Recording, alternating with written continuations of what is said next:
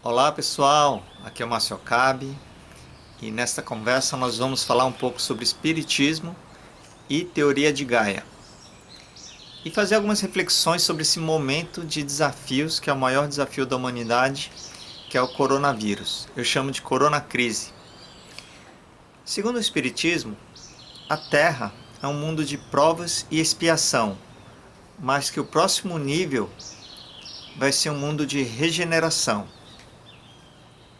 E para isso, o que, segundo a teoria do espiritismo, muitas pessoas irão morrer porque é um momento de mudanças.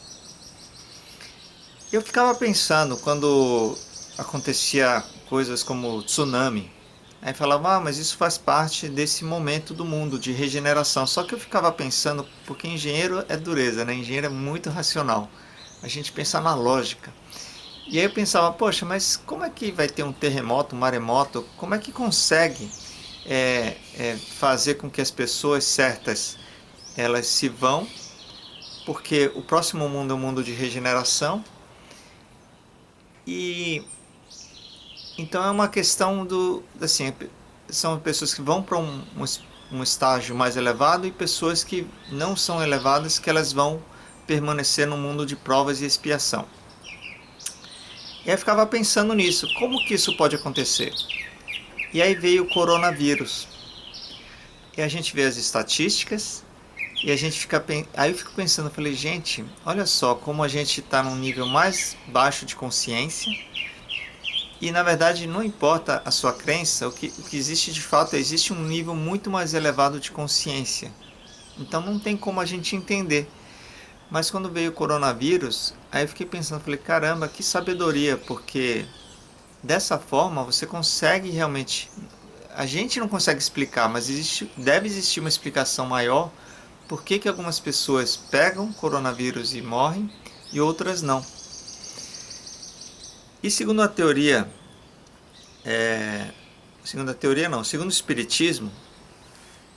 espiritismo, por que eu gosto e adotei o espiritismo? Porque tem uma postura muito ativa e muito lógica na forma de lidar com o espiritismo. E a gente sabe que tem o Chico Xavier, que é o grande representante do espiritismo, mas que muitas pessoas falam, e com razão, que o Chico Xavier pertence ao mundo, não pertence ao mundo só do espiritismo. E uma frase que eu destaco de um vídeo que eu vou colocar tudo nos destaques aqui. Aliás, tem uma playlist, eu estou criando várias playlists no meu canal, e tem uma playlist de espiritismo. Que uma coisa que Emmanuel falava é que nunca podemos perder a capacidade de nos indignar. E a gente vive um momento que é um momento de desafios e que nesse momento de grande transformação os contrastes vão ficar muito grandes, vão surgir pessoas do bem, pessoas que estão ali arregaçando as mangas para fazer acontecer, e o mal, as pessoas que querem permanecer no seu estágio de poder, de dinheiro, de ganância, elas vão aparecer. E quando a gente vê a situação do nosso, dá para chamar de presidente? Perdoem, mas não dá para chamar. Mas ao mesmo tempo eu não fico com raiva, porque a gente cria aquela polarização. Na verdade eu fico com pena de ver uma pessoa que chega a um cargo de presidência tomar algumas atitudes e outras pessoas ainda apoiarem. É uma minoria. A grande maioria das pessoas está ficando indignada. Essa é a verdade. E essa indignação é que leva à transformação. E tem uma palestra espírita também muito legal que também vai estar na descrição, que a palestrante, não me recordo o nome dela, vou deixar na descrição também, ela fala, ou estamos transformando o mundo ou não estamos fazendo nada. Muito bacana. E outro vídeo que eu vi sobre a teoria de Gaia. Teoria de Gaia, pessoal, é uma teoria que fala que é uma teoria que diz que a Terra é um ser vivo. Então é uma grande metáfora, não é metáfora, é a teoria, que é como se os rios fossem os capilares dos vasos que levam a vida para a Terra e que cada ser humano, cada ser vivo é uma célula dentro desse organismo. Então, segundo essa teoria, olha que bacana, a gente poderia pensar: o que é o coronavírus? O que é o câncer? O câncer é quando você tem um grupo de células malignas que elas crescem de forma desordenada. E se a gente olhar o nosso mundo atual, grande parte dele está focada no consumo, no capitalismo, na compra e no ter. Eu tenho mais, eu posso, eu compro. Você tem menos, eu finjo que você não existe. E no documentário dos Papas, o Papa Francisco, é um documentário muito legal, ele finaliza dizendo que as pessoas se acostumaram aos problemas e que elas passam a ignorar os problemas. Então, ele fala que se alguma coisa não tem nenhum culpado, todos somos culpados. E é o que a gente vive agora. Eu tenho amigos makers, inclusive eu estou aqui com uma camiseta da Orange Maker, Be a Maker. Eu gosto muito dessa camiseta. Porque que é o maker? O maker é quem descobre um problema e arregaça as mangas para resolver. Eu, por exemplo, sou videomaker, então eu não tenho como fazer as máscaras de proteção contra a Covid-19, mas muitos makers em todo o mundo estão fazendo. E uma coisa muito importante, a minha sogra está fazendo também máscaras de proteção e muitas pessoas estão fazendo máscaras caseiras. Então é um momento que a gente percebe uma tendência também muito interessante. Oscar Motomura, da Manakei, que é uma grande empresa de gestão empresarial com visão da importância da espiritualidade nos negócios, ele fala em um vídeo muito bacana também que o Celso Fujizal, um grande parceiro, amigo, também espírita, que a gente está em projetos muito legais de reinvenção das organizações, de projetos de levar uma mudança cultural para as empresas nesse momento de desafios. Então, voltando, ele me mandou um vídeo do Oscar Motomura, que fala sobre sistemas doentes, e o Oscar fala muita propriedade dessa questão dos mundos, das questões da transformação que a humanidade precisa passar. Então é muito bacana isso aqui que o Oscar Motomura fala, uma das tendências é a coisa da perda da hierarquia, que a hierarquia vai começar a perder cada vez mais importância. Eu amei essa parte, porque uma coisa que eu defendo há muito tempo é a autogestão. Aliás, há muito tempo não, desculpem. Eu defendo essa coisa da não hierarquia. Mas aí quando eu comecei a ler e gravar, estou gravando vários vídeos sobre esse livro, pessoal. Por favor, olhem lá no meu canal. Nesse livro, Reinventando as Organizações, ele fala que a grande tendência das novas organizações é o modelo de autogestão sem hierarquia.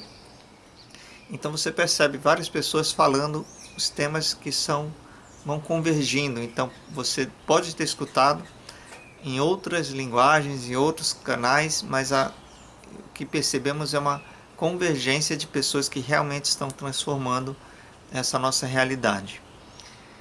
E tem um vídeo também bacana que fala sobre teoria de Gaia, que ele fala sobre a importância da gente entender esse micro e macro.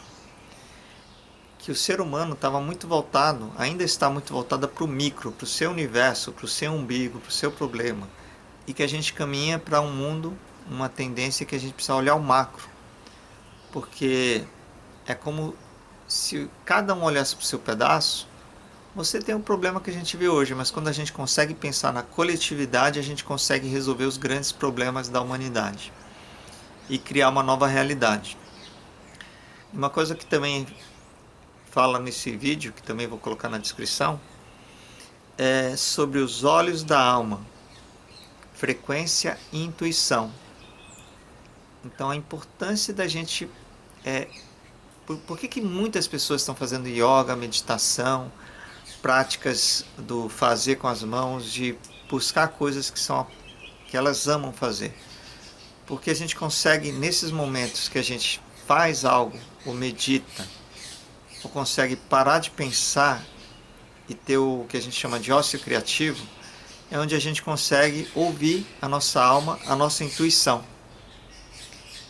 Ou seja, a decisão de qual frequência você vai sintonizar aqui o nosso super... Imagina o poder que o cérebro tem. Uma boa metáfora é essa. Eu gosto muito dessa metáfora de pensar que o cérebro é como um rádio. Então, se você sintoniza uma faixa de frequência do medo, da escassez e ouve, fala assim: não acredito, quando passar eu consegui um emprego, se eu conseguir um emprego, eu vou ganhar um emprego, eu já fico tranquilo e ignoro os outros. Você está numa frequência que não é a melhor nesse momento. Então, se você consegue sintonizar e entender essas novas realidades na coletividade, fica muito mais tranquilo. E para finalizar, também nessa outra palestra eu esqueci o nome dela, da palestrante do Espiritismo, ela fala sobre Auschwitz, na Alemanha. É bem interessante eu trazer essa questão, porque eu fiz uma crítica no Facebook de mais um meme triste que está rolando. Não é um meme, é uma verdade, né? Que a presidência do Bolsonaro usou um lema chamado Trabalho Liberta, que é o mesmo lema que está no primeiro campo de concentração da Alemanha. Então, dei uma paradinha no vídeo aqui e vi o nome dela, é a Maíse Braga, da Federação Espírita de Brasília. Então ela estava comentando que nos campos de concentração, o que aconteceu depois da guerra, quando saíram daquele mundo terrível. Então aquele momento foi um momento que a gente poderia fazer uma comparação, uma analogia com o momento atual. As pessoas saíram transformadas e transtornadas. Então algumas falavam assim: eu fui engenheiro, eu fui médico, eu fui empresário. Só que ela comenta que as pessoas não eram mais aquilo. E que na nova realidade elas poderiam ser pedreiro, pintor, cozinheiro. É mais ou menos o que a gente enfrenta hoje. A gente tem muitas pessoas que perderam tudo, perderam um negócio. E elas vão ter que voltar nesse novo normal com outras atividades. Agora, o pensamento pode ser que a pessoa estivesse preso lá num cargo de diretor, de empresário, de algo super, que não era super estressante, que não era o que ele queria. E talvez seja uma oportunidade para ele se libertar e ele criar novos caminhos. Ele falar: poxa, aquilo que eu não tinha coragem de abandonar por causa dos compromissos sociais, sabe? Toda aquela coisa de, poxa, você vai abandonar um cargo que você ganha muito dinheiro, você vai abandonar essa empresa, e às vezes a pessoa não queria mais. Então, por um lado que pode ser ruim para alguns, pode ser uma coisa boa por outro lado. É muito interessante. Então, pessoal, fica essa reflexão aí. Espero que tenham gostado. Até o próximo vídeo. Gratidão e seguimos em frente. Comenta, se inscreve no canal se vocês gostaram e comenta com alguns insights que vieram. Comenta com trechos que você achou interessante. Acho muito bacana quando as pessoas colocam um comentário de trechos que elas gostaram. Um abraço e até mais.